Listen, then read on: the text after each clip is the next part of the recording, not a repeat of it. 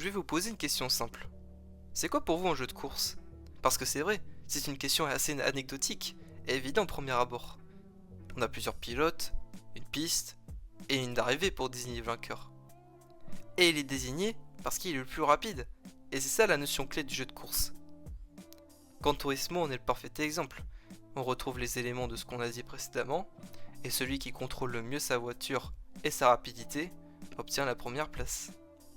Et cette rapidité, eh bien, on peut l'appliquer dans différentes situations de la vie quotidienne, comme faire la course avec un ami ou faire les courses dans un supermarché. Et c'est très intéressant, car faire la course avec un ami, c'est un défi entre deux personnes, donc un jeu de course dans la forme, tandis que faire les courses dans un supermarché, là, la rapidité joue un rôle plus complexe. Et ben non, je parle pas de la grand-mère qui a à mettre 3 heures aux caisses pour compter ses centimes, mais de l'accessibilité des produits aux clients. Et cela permet au consommateur d'être plus rapide dans ses choix, de terminer sa liste de produits à acheter et de terminer ses courses, comme un jeu de course.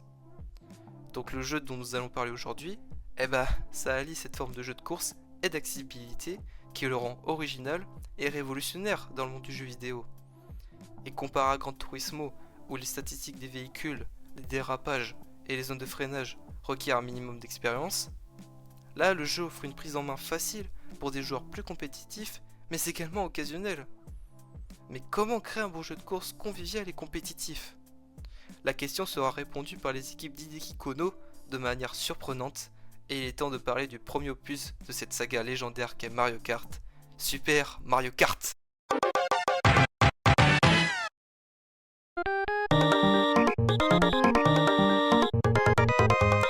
Pour cela, revenons en 1981, dans les salles d'arcade. Un jeu du nom de Donkey Kong impressionne le public. Il révolutionne le monde du jeu vidéo en innovant et en apportant une nouvelle façon de jouer à un jeu. Alors que les salles étaient bondées de shoot'em up, comme Space Invaders ou Galaga, voilà l'apparition de la plateforme. Un petit charpentier moustachu du nom de Jumpman vient au secours d'une demoiselle en détresse kidnappée par un gorille enragé. Des obstacles à franchir comme le baril de tonneau, l'usage d'un marteau pour les casser, des échelles pour grimper, tout est là pour casser les codes du jeu vidéo encore dans ses débuts. Et les succès s'enchaînent. Donkey Kong Jr. en 1982, où le personnage que l'on incarnait précédemment devient le méchant, Donkey Kong 3 l'année suivante, puis Mario Bros sur arcade avec l'arrivée de Luigi. Ainsi, l'univers du charpentier, reconverti maintenant en plombier, s'agrandit.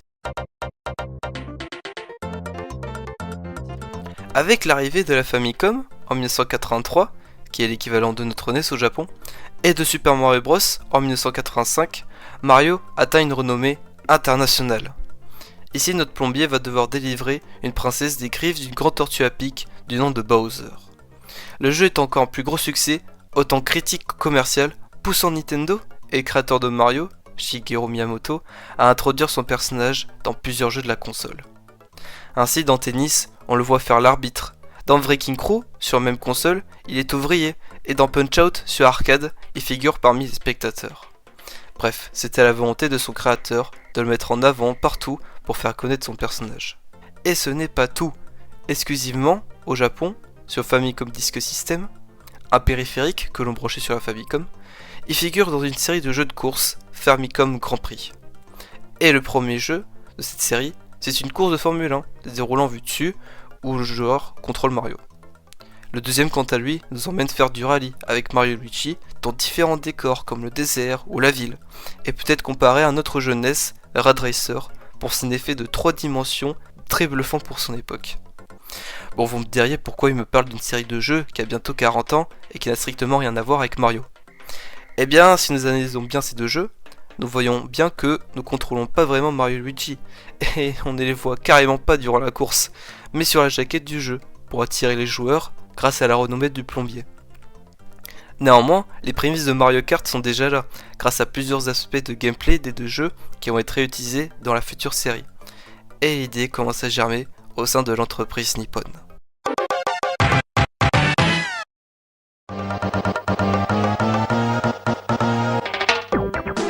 Quelques années passent, nous sommes en 1990, et l'univers du plombier commence à s'intensifier. Super Mario Bros 2 et 3, puis l'arrivée de Super Mario World donne une nouvelle couleur à la série avec l'introduction de nouveaux personnages comme Yoshi. En parallèle, une nouvelle console arrive dans le monde, la Super Nintendo, dans un contexte de rivalité avec son concurrent direct, Sega, avec sa Mega Drive. Les jeux se doivent d'impressionner dans le gameplay, mais également dans les graphismes. Et l'idée d'un jeu de course futuriste à 400 km/h est alors établie, il est nommé F-Zero. A partir de maintenant, je vous fais un disclaimer, car on va rentrer dans la partie plus technique de la vidéo, donc je vous préciserai les termes compliqués. Alors, ce jeu se démarque par son mode 7, généré par le PPU de la console. C'est en gros la carte graphique de la Super NES, ce qui permet des distorsions et des rotations des arrière-plans que l'on déforme. En voici une illustration.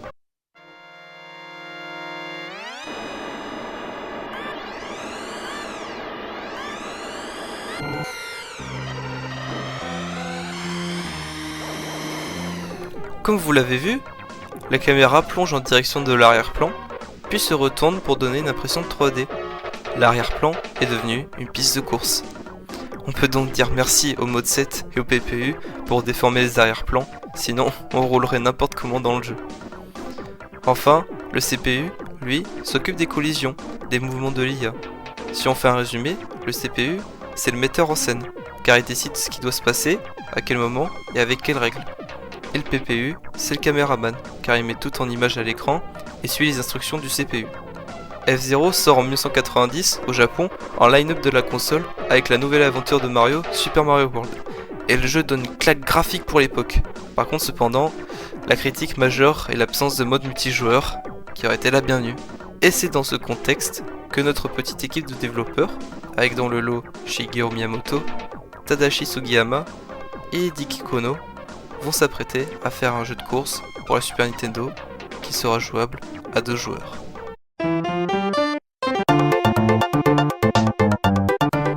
Lorsque Miyamoto confie le projet à Kono de développer un jeu de course jouable à 2 sur Super Nintendo, faisant suite aux critiques levées par F-Zero, ce dernier paraît sceptique, puisque la Super NES ne paraît pas assez puissante pour faire tourner 2 points de vue de 2 bolides à l'écran.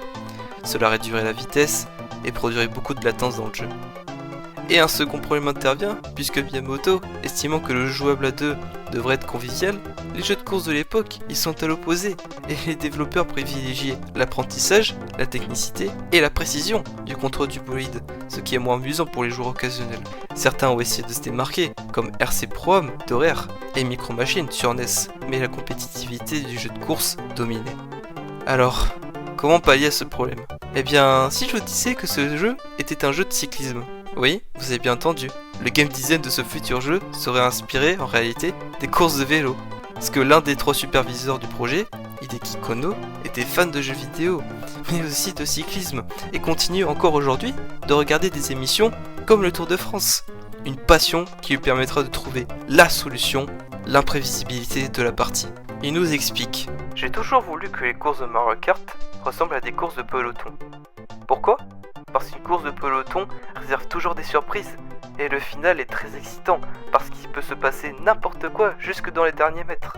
Dans le Tour de France par exemple, vers la fin d'une étape, il peut toujours avoir un cycliste qui accélère devant les autres afin d'obtenir le maillot jaune. C'est donc une guerre sans nom qui s'impose dans la course, ce qui n'est pas forcément le cas dans des courses de Formule 1. Dans le contexte de l'époque, cette philosophie du jeu de course ne passe pas, mais Hideki Kono, rusé comme il est, va écarter le jeu de course pour un moment afin de convaincre les développeurs de son idée. Miyamoto témoigne en 1991. L'équipe s'est surtout concentrée sur le mode battle. Vous voyez, il n'y avait là aucune notion de course, puisqu'il n'y avait pas de ligne d'arrivée à franchir. Et c'est par le biais de la création du mode bataille du jeu que l'ajout de boîtes à objets sur le terrain de course fut convaincant pour les développeurs, et que le mode course commença son développement.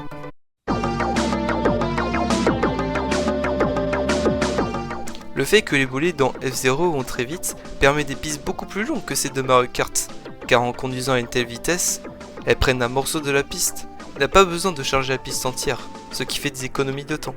Néanmoins, pour Super Mario Kart, avec les autres adversaires, les obstacles et les boîtes à objets, eh bien cela prend beaucoup plus de place. Et cela amenait donc Kono à ralentir la vitesse des véhicules, passant de Formule 1 à des karts. Pour trouver comment marche la physique des cartes, l'équipe du jeu a demandé à Shigeru Miyamoto en personne de leur laisser la journée pour aller dans une espèce de karting appelé Nemono Sato dans la préfecture de Mie au Japon. Et c'est une fois arrivé là-bas que le concepteur sonore, Taro Bando, a enregistré le son des cartes. D'ailleurs, dans la vie réelle, vous savez qu'un kart est difficile à conduire, et cela va être retranscrit dans le jeu, comme en prenant un virage trop serré par exemple. Beaucoup d'autres idées vont aussi émerger, mais retirées de la version finale du jeu. Avec les Giga League 2020, les premiers prototypes du jeu, datant du 10 juin 1991, montrent que les développeurs ont prévu à la base deux types de véhicules. Le kart, bien sûr, mais également un véhicule nommé Hover, ce qui peut être interprété comme un aéroglisseur. Ils montrent aussi un personnage avec un casque et une salopette, ressemblant drôlement à Mario, conduisant une sorte de kart et se nommant Generic Man. Ce qui est sûr, c'est que son nom n'aide pas trop à faire vendre un jeu de course. Miyamoto et Kimura expliquent. Quand le développement a-t-il commencé ? Nous avons commencé à faire quelques expériences à l'automne 1990, et lorsque nous avons eu l'impression d'être sur la bonne voie, nous avons choisi les réalisateurs. Le développement principal a vraiment commencé vers le mois d'avril de l'année dernière. Je ne sais plus quand nous avons eu l'idée de ce type avec un gros casque. Qu'est-ce que c'est ? Avant d'utiliser les personnages de Mario, le pilote était juste un coureur normal, avec un casque. Ce personnage était utilisé au début du développement, mais il fut remplacé par les personnages de l'univers Mario 3-4 mois après les débuts, selon Hideki Kono. Il a aussi été remplacé afin de différencier les deux joueurs qui n'étaient d'autres dans ces prototypes que Mario et Luigi, les autres personnages arrivant plus tard. Après 1 an et demi de dur labeur, la petite équipe de Mario Kart va sortir en grande pompe en 1992 au Japon et en Amérique du Nord, puis en janvier 1993 en Europe, un jeu, si ce n'est l'une des plus grandes révolutions du jeu de course de tous les temps.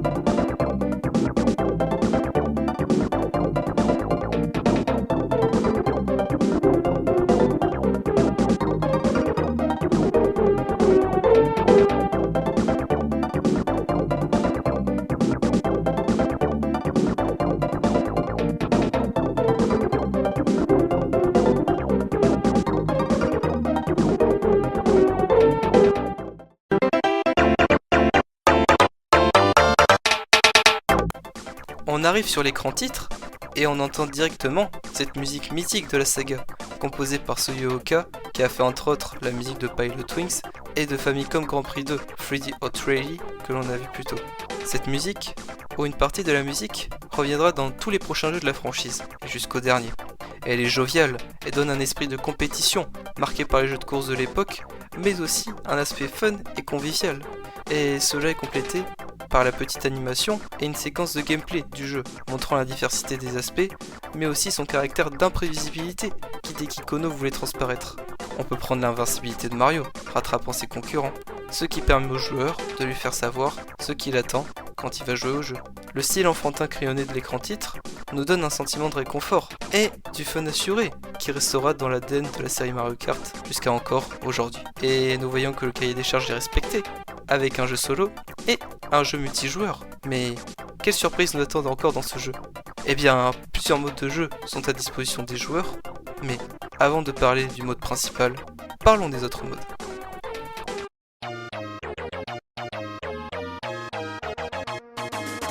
Comme nous l'avons précédemment vu, le mode bataille est original pour des jeux de course. Uniquement disponible à 2, le but est d'ici d'éliminer tous les ballons de l'adversaire à l'aide d'objets de la boîte à objets afin de remporter la partie. Les terrains sont au nombre de 4 et se déroulent dans les univers d'où sont tirées les courses. Et toute cette ribambelle d'objets offre au mode bataille des parties dont on ne connaît point le dénouement, car une carapace verte peut faire ricocher pour toucher l'adversaire, ou des bananes pour se protéger d'éventuelles attaques.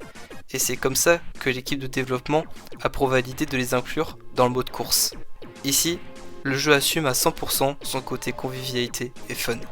Il y a aussi le mode Match Race, qui, lui aussi uniquement disponible à 2 joueurs, permet de jouer aux courses indéfiniment. il n'y a pas de limite au nombre de courses faites. Et c'est au joueur, du fait de sa dextérité dans sa conduite et de sa bonne utilisation des objets, de gagner la course face à son adversaire. A l'opposé, on a le mode contre-la-montre, qui lui, est réservé pour les joueurs les plus acharnés de décrocher le meilleur temps effectué sur chaque course du jeu. Savoir les raccourcis et connaître toutes les courses est primordial dans ce mode, sachant qu'il n'y a pas de champignons au début de la course et pas de boîte à objets. Dans ce mode, le côté compétitif du jeu est visé à 100%. Tout doit être calculé, les dérapages, la conduite, la trajectoire du véhicule qui influence le chronomètre, ce qui peut se retrouver dans un jeu de course de la même époque. Voilà.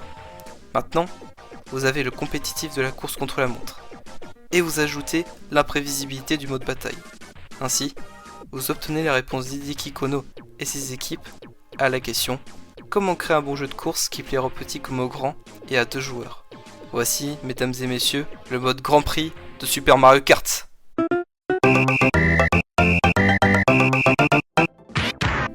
Le mode Grand Prix est composé de plusieurs coupes, avec la coupe champignon, la coupe fleur ou encore la coupe étoile, donc plusieurs modes de vitesse s'offrant à nous, avec le 50 cm3, puis le 100 cm3, mais aussi le 150 cm3 qui est plus tard débloquable dans le jeu. Pour ce qui est des circuits, ils sont au nombre de 20 et sont pas mal diversifiés, donc 5 courses composant la coupe, avec plusieurs nouveaux endroits, comme le circuit Mario ou la plage Koopa, et des endroits tirés du dernier grand jeu à l'époque de la saga Super Mario World, les plaines Donuts, les chocolats, la vallée fantôme et le château de Bowser, et des musiques provenant aussi du jeu. Écoutez ces remixes.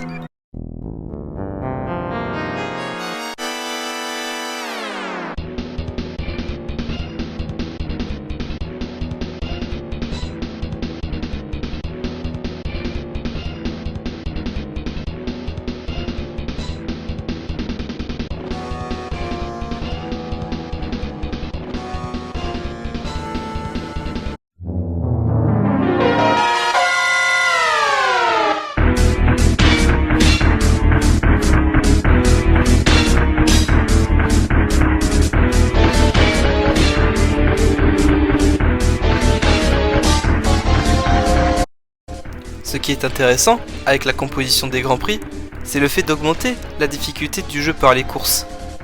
Cela permet ainsi aux joueurs de prendre en main le gameplay. Par exemple, prenons la coupe champignon. On a le circuit Mario 1 avec ses lignes droites et ses virages qui incitent le joueur à déraper pour rester en piste. Des tuyaux sont aussi là en guise d'obstacles parsemés sur le circuit, en guise d'introduction aux difficultés qui vont suivre dans les prochains circuits. Puis on va sur les plaines Donuts 1 avec des virages plus serrés et un trajet plus naturel. Ensuite, la vallée fantôme 1 avec un trajet plus droit et rectiligne, donc moins évident à diriger. Et il y a aussi l'introduction de rampes faisant sauter le joueur automatiquement. Les courses suivantes de la vallée fantôme ajoutent même des trous dans le circuit. Quatrièmement, le château de Bowser 1, assez similaire à la course précédente. Ce dernier ajoute des boosts de vitesse qu'il faut bien utiliser, sans se prendre le mur bien évidemment, et ainsi déraper. Des trompes sont également là pour barrer le passage. Enfin, on a un nouveau circuit Mario, le circuit Mario 2. Ce dernier reprend toutes les mécaniques introduites dans les circuits précédents en guise de fin d'introduction du mécanisme de gameplay du jeu. La coupe champignon représente donc un tutoriel pour le joueur. Et c'est ça, la force du game design des équipes de Super Mario Kart, d'amener le joueur à comprendre le jeu par la course. Comme Super Mario Bros, quelques années plus tôt, qui incitait aux joueurs de sauter sur un Goomba pour comprendre la mécanique de saut du jeu. Évidemment, je n'oublie pas les objets qui font tout le sel de Super Mario Kart. Et ils sont au nombre de 8. La carapace verte, qui permet d'envoyer une carapace devant ou derrière l'adversaire et qui est également utile pour faire un ricochet. La carapace rouge, qui a un missile à tête chercheuse touchant l'adversaire devant vous. La banane, pour la placer derrière ou devant l'adversaire pour le déstabiliser. La plume, permettant de sauter. Le champignon, donnant un boost d'accélération. L'étoile, donnant une invincibilité et qui augmente la vitesse du véhicule. L'éclair, rendant les adversaires plus petits, donc plus vulnérables et plus lents. La pièce, permettant de rouler plus vite en fonction du nombre de pièces récoltées. Et enfin, le fantôme, rendant invisible et permettant de voler l'objet de son adversaire. A noter que certains objets apparaissent uniquement dans certains modes. Le fantôme apparaît en mode bataille ou match race, et ils éclairent les pièces uniquement au mode Grand Prix ou Match Race. Hideki Kono revient sur le mécanisme des objets dans le jeu. Les objets introduisent un élément de chance dans Mario Kart. Il ne fait aucun doute que pour certaines personnes qui ont joué sérieusement à F-Zero, l'idée même de la chance dans un jeu de course serait un anathème. C'est pourquoi nous avions à l'origine une option permettant d'activer, désactiver les objets pour le mode Grand Prix. C'était notre solution rapide à ce problème. Mais je pense qu'en jouant avec les objets, on se rend compte qu'ils sont mis en œuvre de manière équilibrée. Ils donnent un peu d'espoir quand on est à la traîne et permettent de ressentir le frisson d'une victoire inattendue. Après mûre réflexion, nous avons opté pour un flux similaire à celui de Dr Mario et avons finalement supprimé l'option pas d'objet. Dans Dr Mario sur la NES, la génération des pilules est aléatoire, donc nous ne savons pas sur quelle couleur de pilule et dans quel ordre on va tomber. Dans Super Mario Kart, le processus est exactement le même. Nous ne savons pas sur quel objet on va tomber, ce qui rajoute de l'imprévisibilité. Le programmeur, Hajime Yajina, revient sur ce mécanisme. Récemment, dans les jeux de pachinko et autres jeux similaires, les fonctions qui modifient les statistiques et les chances du jeu sont devenues très populaires. Dans Super Mario Kart, plus votre rang est bas, meilleurs sont les objets que vous obtenez. Le système d'objets du jeu, même s'il est imprévisible, s'inspire des pachinko de l'époque et de leur trucage, par le désavantage de ceux en tête du peloton comparé aux avantages des bons derniers. Chaque course est déroutante. Votre grand-mère peut très bien gagner une course en utilisant à fond les objets, pendant que vous la jouez compétiteur en ne prenant rien. Les premiers ne sont pas forcément les meilleurs, et c'est le principe de la série qui se suivra jusqu'à aujourd'hui. Un esprit de convivialité mélangé avec de la compétitivité. De plus, les objets ajoutent une dimension stratégique au gameplay, puisque si l'on tombe sur le bon objet, au bon moment, l'avantage que l'on gagne sera beaucoup plus conséquent, comme enjamber un trou avec la feuille, ou une grande accélération avec le champignon en prenant un turbo ou même un tremplin. Tout est designé pour créer une expérience de gameplay unique.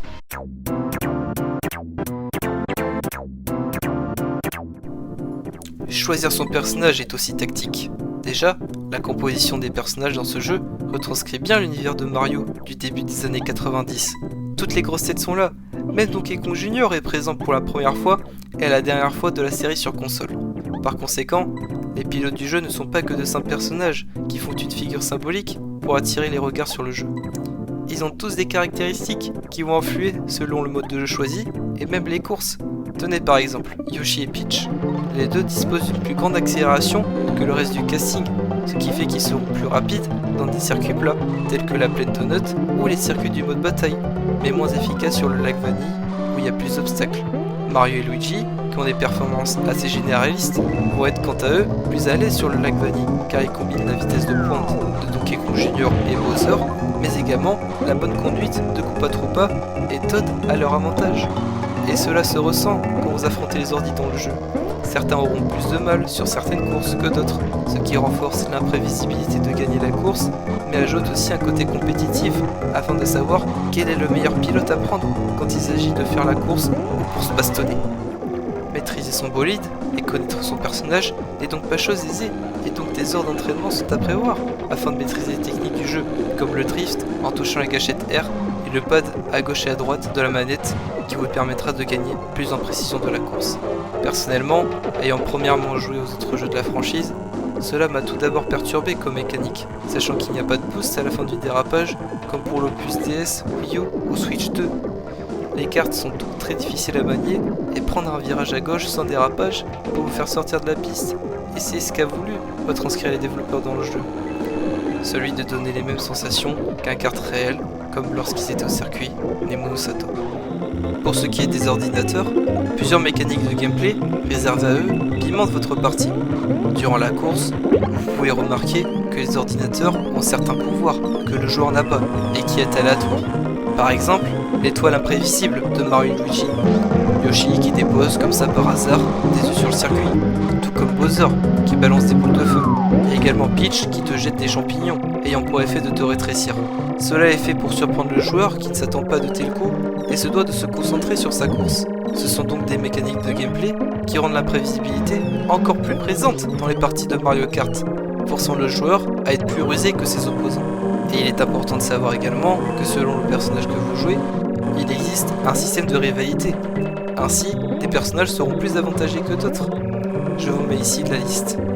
Coupe couplez à ça au Rubber Band AI, où quand le personnage prend trop d'avance, les ordinateurs accélèrent, ou quand il est en retard, l'ordinateur ralentit pour donner une chance au joueur de revenir dans la course. Le joueur doit donc user de tous ses avantages et d'être stratégique pour mener à bien sa course. Cela diversifie le gameplay et donne des situations dans la course complètement différentes. Le premier peut très bien tomber dans la lave et se faire rattraper par les 3 pilotes derrière lui. Sachez que le jeu possède un système de vie limitant la rejouabilité, et cela tranche complètement avec les autres opus de la franchise, ce qui inclut une pression supplémentaire aux joueurs. Cela fait équilibre entre la compétition et la convivialité du titre.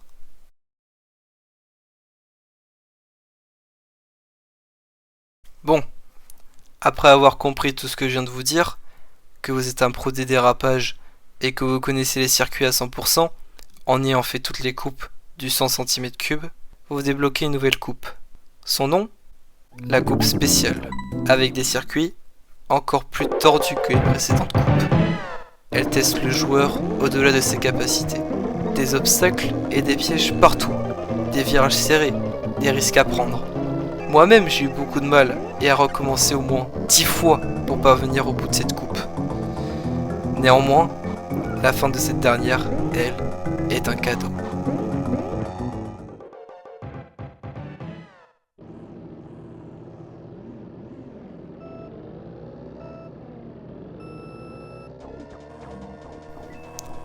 Une route en arc-en-ciel, littéralement dans l'espace. Une épreuve que le jeu impose aux joueurs. Des virages serrés, des tombes brillants. Ici, il n'y a pas de barrière, et le moindre faux pas est la chute inévitable. Cependant, vous résistez et vous prenez les raccourcis. Même si le stress de ne pas pouvoir finir la course est présent, vous êtes toujours en piste, et l'utilisation de vos objets, qui pourraient être aléatoires, vous emmènera finalement vers la victoire.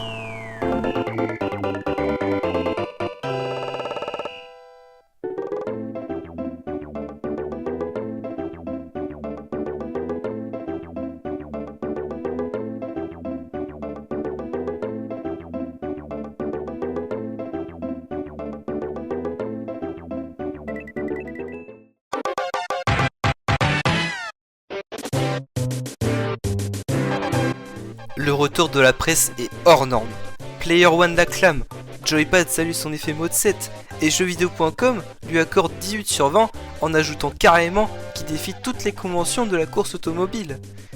Le succès est aussi commercial car le jeu se place 4ème jeu le plus vendu de la Super Nintendo avec plus de 8,76 millions d'exemplaires à travers le monde. Il est donc acclamé par la presse et les joueurs, et beaucoup d'autres jeux vont s'en inspirer de ce modèle comme le plus grand concurrent de Mario, Sonic, avec Sonic Drift sur la Game Gear de Sega en 1994, mais encore Crash Team Racing sur la PS1. Bref, le jeu a révolutionné la manière dont on joue un jeu de course.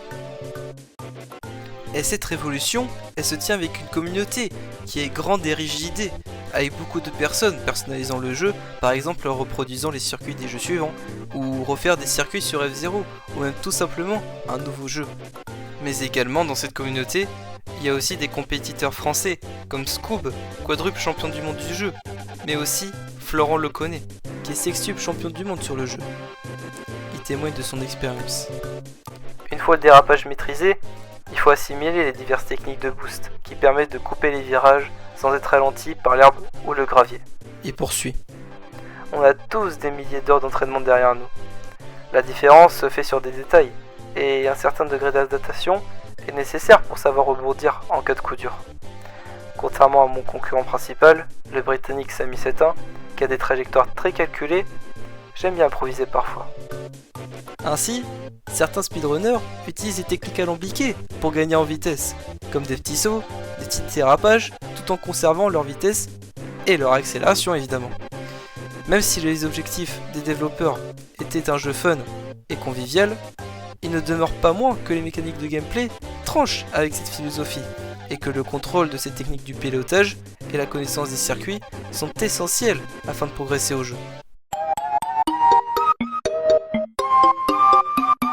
Finalement, mais quelle est alors la véritable identité de Super Mario Kart ? Est-ce un jeu compétitif ? Est-ce un jeu sans prise de tête ? Florent Gorge, un journaliste spécialisé dans le rétro gaming, dont certains extraits de la vidéo proviennent de son livre Les grandes sagas de la préhistoire, a pu questionner Hideki Kono sur ce sujet. Répondit. C'est un jeu de course? Oui, mais pas seulement. C'est aussi une sorte de party game. Alors, qu'est-ce que vous attendez? Démarrez vos moteurs. 3, 2, 1, c'est parti! Merci beaucoup d'avoir regardé cette vidéo, car elle a été épuisante, mais aussi passionnante à faire, parce que j'ai appris beaucoup de choses tout au long de ce documentaire. Et également Super Mario Kart, ça a été le jeu qui m'a donné le goût du rétro gaming, que j'ai encore aujourd'hui, et que j'espère que ce sera pour l'éternité. Et aussi, n'hésitez pas à liker et à vous abonner, car cela m'aidera à faire beaucoup plus de documentaires et de vidéos, ce qui est très passionnant pour moi, et je vous ferai découvrir tout le rétro gaming, ça c'est sûr. Et puis, mes camarades, mes chers camarades, à bientôt pour une nouvelle rétroprojection.